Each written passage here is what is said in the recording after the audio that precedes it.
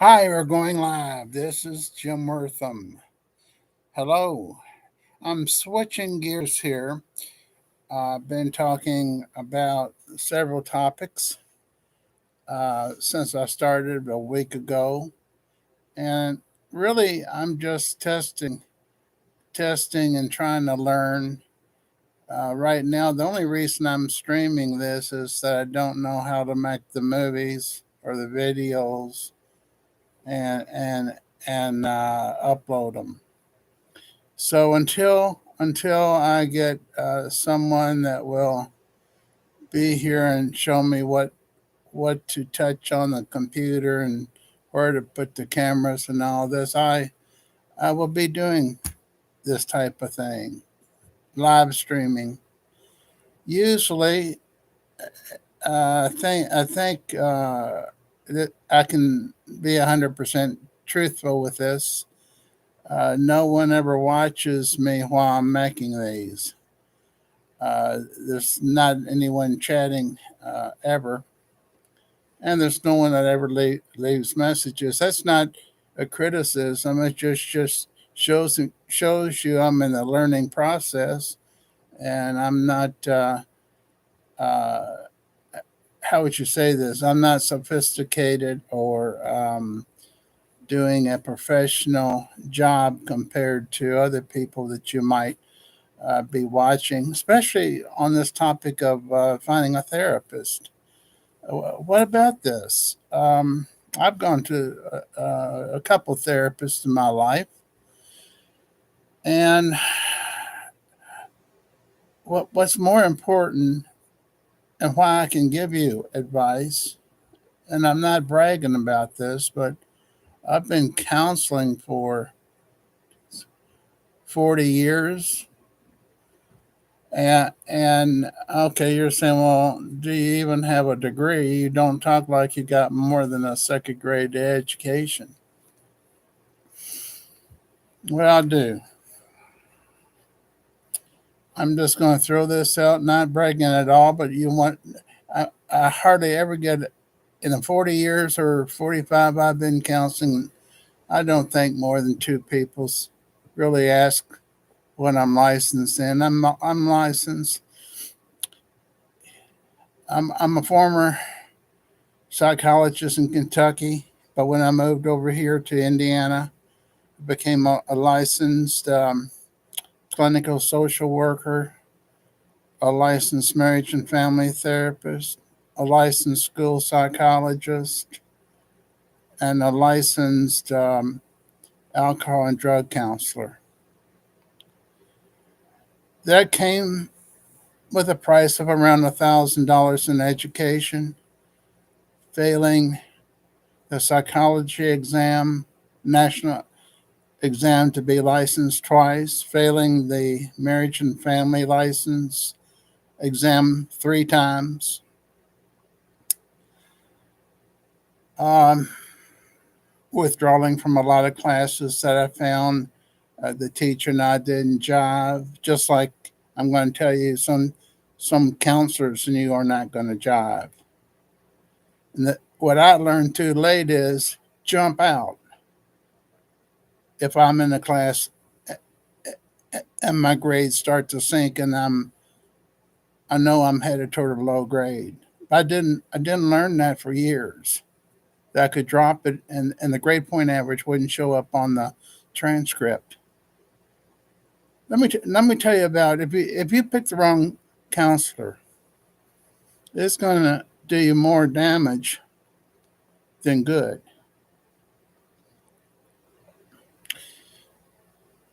If I stayed in the wrong classes while I worked on my college initial college degree, the bachelor's and the two masters that I have, I I would, if I hadn't pulled out and started dropping classes when I knew I was uh, going toward the F mark, I wouldn't be sharing this video with you right now. Okay, I do have a video if you want to listen to it and watch it. It's a pretty good one on how I turned success into failure. Like I said, I'm not proud that I had to do this. I didn't. I'm not proud that I lost $1,000 worth of drop classes in addition to another thousand of re-enrolling. I'm not proud that I had to deliver papers for a living to pay debts and end up way over $100,000 in debts. Not proud to say that. I'm just saying that's a cost I paid. So I wanted you to know at least the person that's talking to you right now has lived through some of the frustrations that you're going through right now. And there is a time when a counselor can give you that confidence to go the extra mile to complete your goal. And that's what all this is about, is learning that you don't have to stick with the first counselor you meet. Just like if you met someone at a dance, that doesn't mean you have to dance with her all night, does it? Or you don't have to dance with him all night, does it? So, any sensitive counselor should know that we're not a perfect fit for everybody. We know people are coming in for several reasons, including to use our credentials to get out of legal trouble, such as drugs, get a lesser sentence on drugs, avoid prison um, by being in counseling each week for a while. Of course, they expect written reports that we do on our free time to send to the probation office, the drug court office, to the probation. Did I mention that? Heaven knows, lawyers, yes, they love letters written to them so they can say, my client is getting so much better. Can you get excuse him from going to prison and just put him on house arrest? That's what I mean by there's different fits. Toward the end, I wouldn't accept those fits that I just said. In the beginning, I took everybody. People wanting me to cover for them, saying that they came to counseling for drug use, and that and they don't show up for a week, for 2 weeks, for a month, one time, 1 year, and he was being sent back to prison because the probation officer, or maybe it was a parole officer, because he had been in prison, wrote to me and said, did he keep all of his appointments? And I said, completely no, he never did. He came back with a copy of that letter to me. I'm talking about the client, and said, can you rewrite this and say that I came every week? I watched every move he made in that room. I did not know what he was capable of doing if he knew he was going to have his parole revoked and serve full time.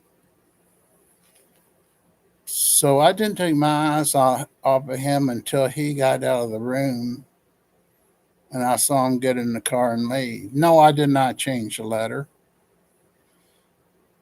Now, on the positive side, I've had a girl that was fired for dating somebody in probation. She was a top 2 or 3 top probation officers who got a little bit too chummy, too friendly, started dating with with people they were seeing. Of course, That's natural. You got chemistry going on.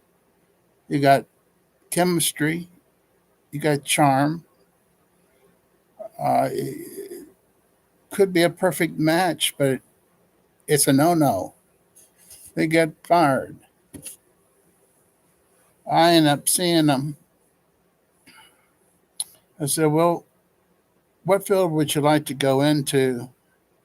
And I've never done job coaching before, but we're going to pretend. Well, I was lucky in that they all wanted to work in the medical field. I said, let's do this. Let's write down questions that you're going to be asked, that I would ask. I've worked in hospitals, I've worked at managed care companies, I've run a treatment center. I know what questions are going to be asked, and we're going to role play. All three of them got hired in the medical field on the first interview.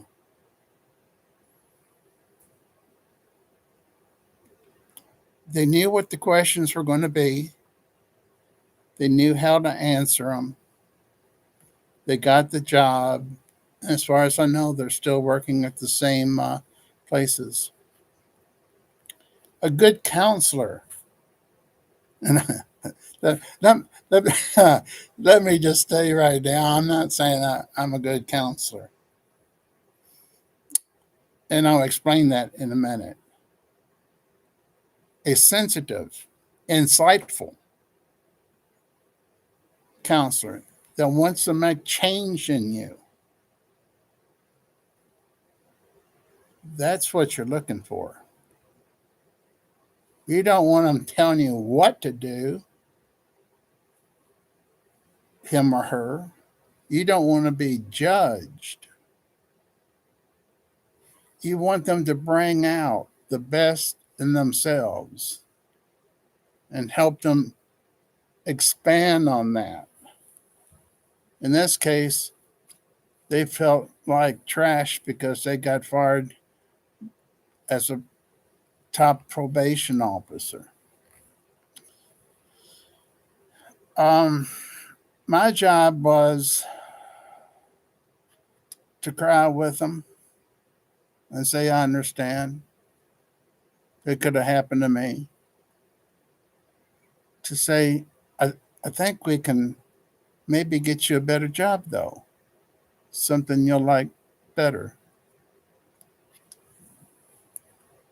And then we work. If the person's motivated, we move, okay, like a train down the track till we meet the destination. If the person's resistant and is only coming for other reasons, such as to save a marriage, save a job, save going to prison, we're not going to go anywhere. It's going to be the same session every week or every 2 weeks or whenever we meet. So, why did I say I didn't consider myself a good counselor? I shouldn't really say that because I've said it twice on Facebook. I wrote it down, and I got two email letters, not email. Yeah, they wrote back and they said both of them were men. Both were men. They said that the reason we're alive now and are working. One was a woman, a lady. I remember a lady. I'll tell you what I remember about her. But they said we wouldn't be here. We wouldn't be here. We'd still be in prison. Well, one of them would have been in prison. The other one would have more than likely overdosed on heroin and or other drugs. So I get letters like this. That's the only feedback I get, that I may be good, but I do try to pour out my guts to help them and put myself in their situation. I I say I've made it this long because I've been nice to people and I've listened. That's how I made it for 40 years. Not because not because I know psycho stuff, Freudian Freudian stuff, Sigmund Freud. Also, had a lady from California come in the first session and say, "I don't know anything about you, but do you know how to do psychotherapy?"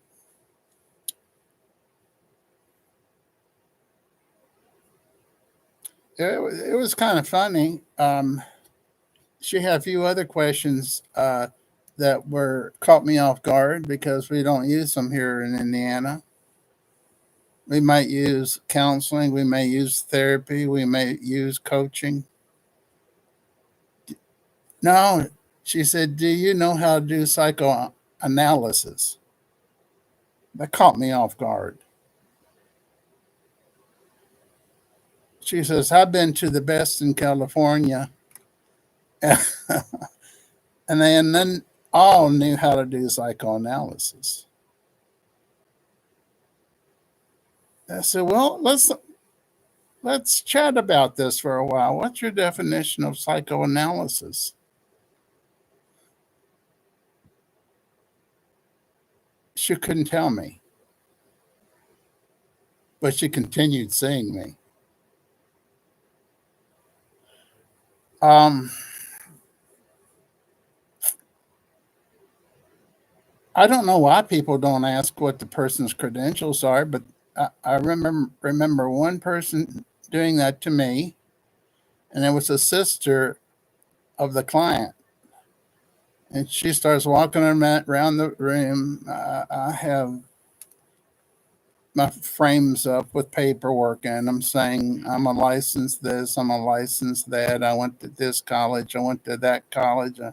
Uh, I don't put up any of the F's I made or D's I made. I don't frame them. That would be cute, wouldn't it? But anyhow, um, I heard I was at a workshop once, and the lady is the lady teaching us said, y'all got to get down and talk one to one with these people. Get those daggone degrees off your wall and put frame cartoons on, or just get a thumbtacks and thumb cartoons on the wall. Make them feel comfortable. So I started hanging cards up that I think are nice, and if people send me cards, or I may actually be at a Cracker Barrel and see some funny cards and put them on my walls. So what we going to do about you and your counseling? Um, let me say the first thing I would recommend would be ask your friends if they know any good therapists, good counselors. You know, you got several choices. You got a church counselor in some cases, or a minister that needs no license to counsel. And I, I've known people that say that was their answer. Then there's psychologists. Most of the psychologists, all of them now, the new ones, I'm one of the last with a master's degree that uh, they allowed to be a psychologist. And then after that, you were a psychological associate. That was in Kentucky. So what they've done is they've switched that to mental health counselor. But in my case, I'm still a psychologist. And what the difference between a psychologist and all these others that I'm going to tell you about is they can do testing, and, and they think they can analyze you better.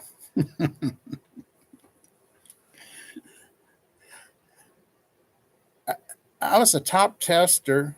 If I had to test people, qualify them for special education, of schizophrenia, diagnose them for different diagnoses that would get them on disability, I could do that all with a master's degree. I'm not bragging. I'm saying I went to a pretty good school, um, for that last degree, and it was embarrassing, but the professors come over and watch you practice with another person give that test. I remember one time I froze up, and the lady says, "Do you? Why don't we do this?" She says, "I think we need to regroup. Why don't we just uh, take 15 minutes and maybe go out, take a break, laugh a bit, have a cigarette if you smoke, and come back in and let me let me see you keep doing it. Keep doing the type of test that we were doing, which could either be verbal or it could be using test kits. Now, what I'm saying here is you need to go by a referral. You need to ask. I'm telling you what to do then, and at the same time, I'm saying don't let a therapist tell you what to do. But you're on step one, and someone's got to help you through step one, and that is keep asking everybody if they know any good counselors. You don't have to tell what you're going through. You could be saying you're stumbling through some job stress. That they'll believe that. Everybody's stumbling through job stress, especially the counselors. Now, um, that's the one and only thing that I'm going to ask you to do, or that I would ask a person to do. After that, we're going to talk about anything that's on their mind that it is bothering them or a concern that day. It may be completely different than the last time we met. Okay, so now here's the problem with counselors and the insurance. There's a real. I'm assuming you're like me and not rich, and you're not going to pay 85 or 125 out of your pocket. Um, if you're on Medicaid, if you go to the right places, it's going to be free. Okay. The only problem is, and I've operated in those places, the therapist can be um, not one that you would normally choose. I'll just say that because a lot of times they're just beginning, and that's okay. I hope the people I saw when I first started uh, counseling thought I was okay. Now, I'll say that even then, if it's not a good fit, if they're going to judge you, tell you everything to do, then it's okay for them to give homework. Homework might be, let's I'm going to give an example of what I would call good homework. I was shy. I, I overcame my problems in high school by buying self help books. and I read this book on how to become more positive and competent. And I did everything it said that I can remember. The number one thing I remember that I did and that I read was, if you're shy, remember this: when you get into the elevator, everybody is going to be looking at the floor. They're not going to be talking to each other. So, first lesson: smile, ask someone how they're doing, and let their eyes sparkle, and that someone paid attention to them and start a conversation. Overcome, overcome your shyness. Okay, that's a good homework assignment. I might say, if you go to the hospital or anywhere where there's an elevator and you're confined for a while, break the ice and just say it's it's a nice day, or it's a cold day. How are you doing today? Okay, that's simple, isn't it? That's a homework assignment.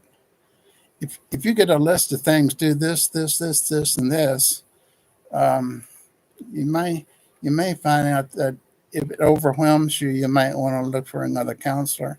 And you do have a choice. You do have a choice, just like you have a choice of going to different doctors. The only thing is, you may have to go through management to get change, because they don't like to get involved with changing counselors with clients. So that's for a different discussion. Um, I I was thinking that I had a person leave me and go with this other person, and said, he Jim didn't do a thing for me. He didn't do a thing for me to get me off drugs. And sh the lady said, by any chance, did you do anything he suggested doing? And the lady said, no. She says, I don't think I'm going to be able to help you either. So there's people that don't like anyone. Um, Yet I've had people do the opposite. I had this one person, he paid someone $85 to see if he had an alcohol and drug problem. And I know this counselor so well. He's older than me, been around a long time. He said, "No, you don't have any problem with alcohol. It's normal drinking you're doing, and you're not using pot too much." He comes into my room, slaps down a $50 bill. I don't really charge a person anything except what insurance pays, but he slaps down a $50 bill, and he says, I want a session with you right now, and I don't have any insurance. And well, let me tell you, that was the for the next year, that was the one and only $50 bill I ever received from him. In fact, it was the only money that he paid for a year's worth of sessions. So I'm not saying to do that. I'm just telling you it happened. And last Christmas, a wonderful lady that couldn't pay, but I saw her anyhow, sent me a PayPal $50, and I knew she was poor, and I bought her a gift card at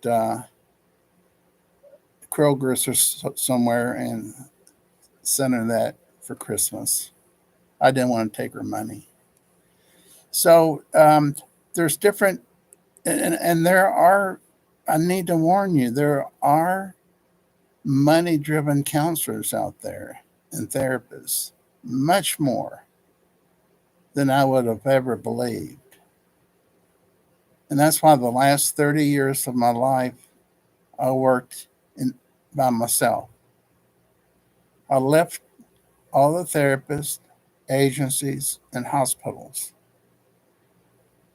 And I started making mistakes with 3-year leases. I rented bigger buildings than I needed, and utilities were too high. And I kept on downsizing, but as I downsized, I still had 3-year leases to pay off on the other two. I ended up with a third and much smaller place. Well, really four. But the first three I already had paid off the leases. Okay, where are we going with this? Um, we're going with getting you the best service that you can get.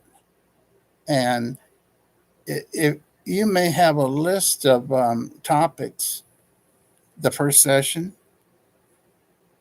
have a list of topics that are what you want to focus on, and ask if they have any experience helping people in those areas.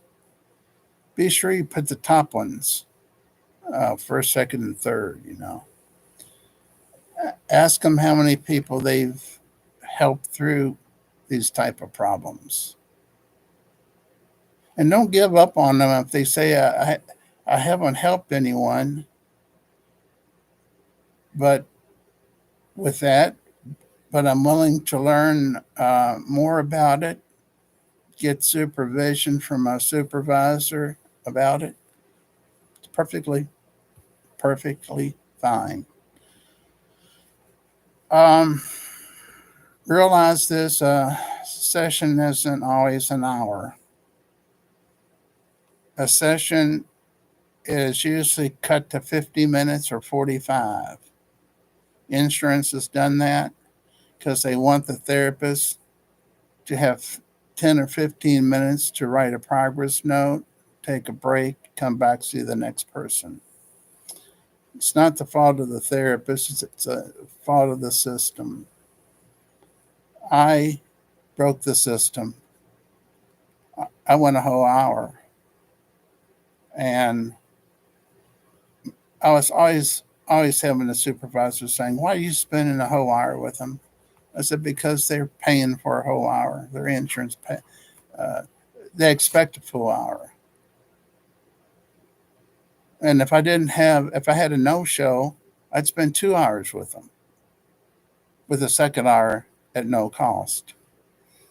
So that's if they needed to. If we needed to, I had a supervisor tell me this once. He said, in family counseling, nothing's accomplished the first hour of the session. The second hour, very little is accomplished. In the third hour, you're with them the same day. You're going to be making some progress. Well, in other countries, they would have sometimes basically half day or all day sessions. And he was referring to them, but let me tell you, he wasn't wrong. You just can't do some things in 45 or 50 minutes or even an hour. And you may make some good progress if you had 2 hours.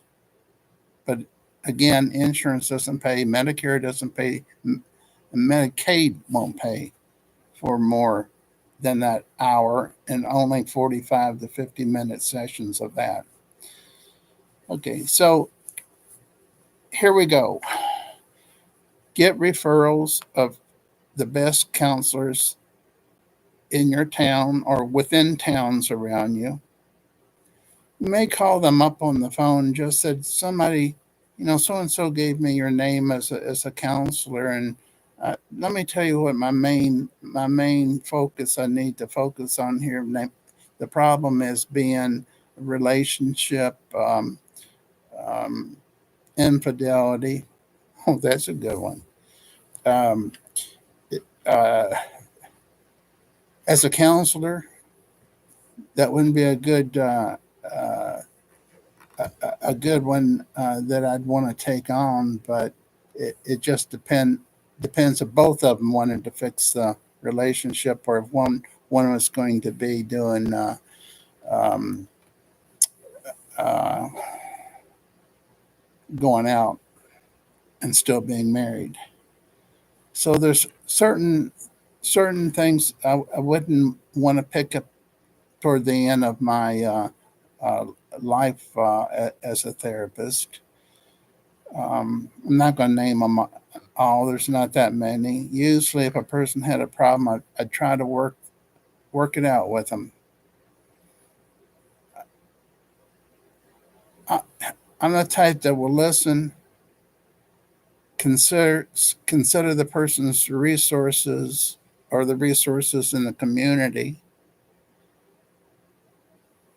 see what they're willing to do, what they have time to do, and work out an idea or two they can work on during the time till we see each other next time.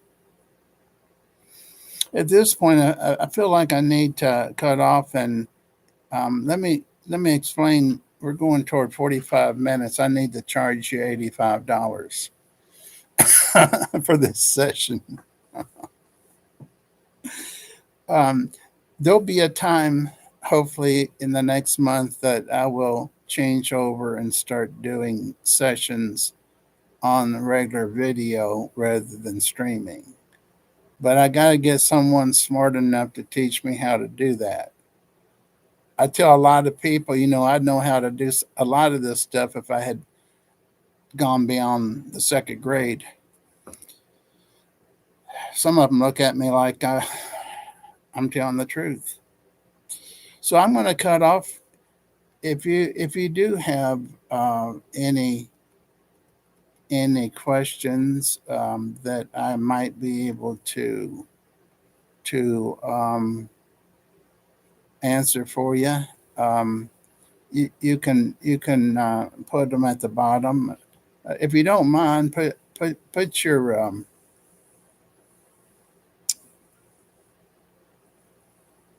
depending on how complicated and how many people do this, feel free to put your cell number and your text number, which will be the same.